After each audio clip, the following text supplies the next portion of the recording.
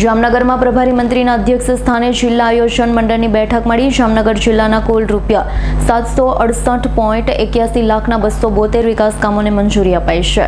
જામનગર જિલ્લાના પ્રભારી મંત્રી જિલ્લા આયોજન મંડળના અધ્યક્ષ તથા રાજ્યના કેબિનેટ મંત્રી મોડુભાઈ બેરાના અધ્યક્ષ સ્થાને કલેક્ટર કચેરીના સભાખંડ ખાતે વર્ષ 2025-26ની જિલ્લા આયોજન મંડળની બેઠક યોજાઈ હતી।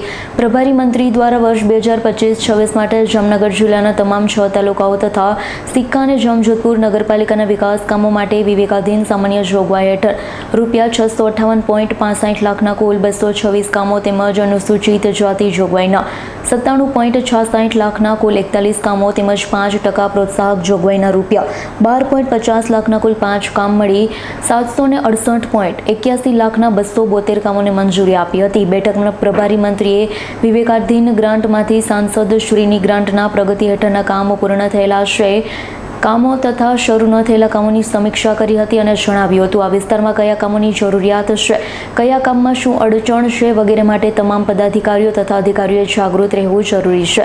અધિકારીઓએ લગતા વિસ્તારના પદાધિકારીઓ સાથે સંકલનમાં રહી સમયાંતરે વિકાસ કામોની સમીક્ષા કરવી જોઈએ। વધુમાં મંત્રીશ્રીએ પર્યાવરણની જાળવણી થાય તેવા છેવાડાના લોકો સુધી વિકાસ કામોના લાભ સાચા અર્થમાં પહોંચે તે દિશામાં કામગીરી હાથ ધરવા ઉપસ્થિત સૌને જણાવ્યું છે। જિલ્લામાં સુજલામ સુફલામ યોજના હેઠળ કેચ ધ રેન અભિયાન અંતર્ગત વધુમાં વધુ જળ સંગ્રહ થાય તે માટે પણ ઉત્સાહભેર કામગીરી કરવા મંત્રીએ બેઠકમાં અનુરોધ કર્યો છે। બેઠકમાં જિલ્લા કલેક્ટર કેતન ઠક્કરે જિલ્લાના વિકાસ માટે ફાળવેલ ગ્રાન્ટની ચુસ્ત અમલવારી કરવા તેમજ કોઈ ક્ષતિ ન રહે તે જોવા જણાવ્યું છે। સાથે જ કામ સમય મર્યાદામાં પૂર્ણ થાય તેમજ શરૂ ન થઈ શકનાર કામોના કારણે તપાસી અમલીકરણ અધિકારીઓએ તે અંગેની જરૂરી સમીક્ષા કરવા સૂચન કર્યું છે। આ બેઠકમાં જિલ્લા પંચાયત પ્રમુખ મેયબેન ગરસર, મેયર વિનોદભાઈ ખેમસુરિયા, ધારાસભ્ય મેઘજીભાઈ ચાવડા, દિવ્યેશભાઈ અકબરી, જિલ્લા collector Ketan Thakkar, municipal commissioner DN Modi, જિલ્લા વિકાસ અધિકારી વિકલ્પ ભારદ્વાજ, નિવાસી અધિક કલેક્ટર BN ખેર, આયોજન કચેરી રાજકોટના સંયુક્ત નિયામક NR ટોપરાણી, જિલ્લા આયોજન અધિકારી વિપુલ સોનાગરા, નગરપાલિકા તાલુકા પંચાયતના પ્રમુખ, ચીફ ઓફિસર તથા તાલુકા વિકાસ અધિકારીઓ ઉપસ્થિત રહ્યા હતા। હર્ષલ ખંડેડિયાનો રિપોર્ટ, S9 ન્યૂઝ, જામનગર।